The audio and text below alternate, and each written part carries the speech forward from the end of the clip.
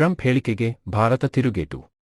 America ಮತ್ತು ಭಾರತದ ನಡುವಿನ ಪಾಲುದಾರಿಕೆ ದ್ವಿಪಕ್ಷೀಯ ಸಂಬಂಧ ಹಲವು ಸ್ಥಿತ್ಯಂತರಗಳನ್ನು ಕಂಡಿದೆ.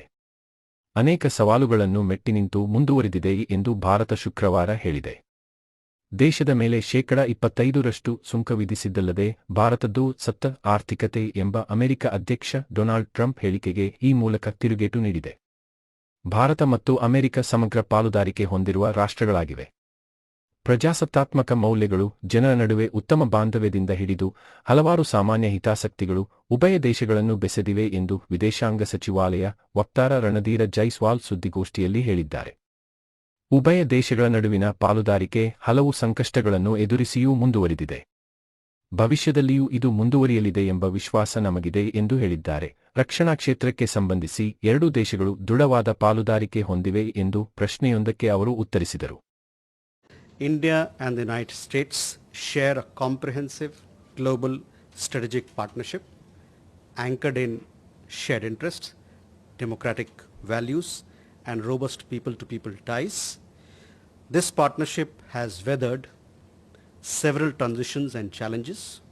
We remain focused on the substantive agenda that the two countries have committed to and are confident that the relationship will continue to move forward.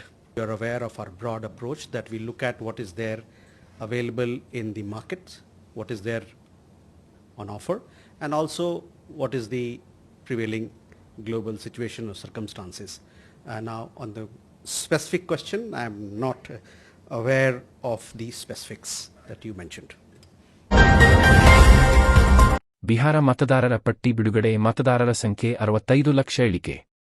ವಿಶೇಷ ತೀವ್ರ ಪರಿಷ್ಕರಣೆ ಕಾರ್ಯದ ಮೊದಲ ಹಂತ ಪೂರ್ಣಗೊಂಡ ನಂತರ ಚುನಾವಣಾ ಆಯೋಗ ಶುಕ್ರವಾರ ಪ್ರಕಟಿಸಿದ ಬಿಹಾರದ ಕರಡು ಮತದಾರರ ಪಟ್ಟಿಯ ಪ್ರಕಾರ ಬಿಹಾರದಲ್ಲಿ ಮತದಾರರ ಸಂಖ್ಯೆ 65 ಲಕ್ಷದಷ್ಟು ಕಡಿಮೆಯಾಗಿದೆ. ರಾಜ್ಯದಲ್ಲಿ 7.24 ಕೋಟಿಗೂ ಹೆಚ್ಚು ಮತದಾರರು ಗಣತಿ ನಮೂನೆಗಳನ್ನು ಭರ್ತಿ ಮಾಡಿ ಕರಡು ಪಟ್ಟಿಯಲ್ಲಿ ಸೇರಿಸಲ್ಪಟ್ಟಿದ್ದಾರೆ ಎಂದು ಚುನಾವಣಾ ಆಯೋಗ ಹೇಳಿಕೆಯಲ್ಲಿ ತಿಳಿಸಿದೆ. ವಿಶೇಷ ತೀವ್ರ ಪರಿಷ್ಕರಣೆ ಪ್ರಕ್ರಿಯೆಗೆ ಮುನ್ನ 2025ರ ಮತದಾರರ ಪಟ್ಟಿಯಲ್ಲಿ 7.89 ಕೋಟಿ ಮತದಾರರು ನೋಂದಾಯಿಸಲ್ಪಟ್ಟಿದ್ದರು. ಈ 65 ಲಕ್ಷ ಕಾಣೆಯಾದ ಮತದಾರರಲ್ಲಿ ಹೆಚ್ಚಿನವರು ಸಾವನ್ನಪ್ಪಿದ್ದಾರೆ, 2 ಸ್ಥಳಗಳಲ್ಲಿ ನೋಂದಾಯಿಸಲ್ಪಟ್ಟಿದ್ದಾರೆ, ಬಿಹಾರದಿಂದ ಶಾಶ್ವತವಾಗಿ ವಲಸೆ ಹೋಗಿದ್ದಾರೆ ಅಥವಾ ಪತ್ತೆಯಾಗಿಲ್ಲ ಎಂದು ಚುನಾವಣಾ ಆಯೋಗ ಹೇಳಿದೆ.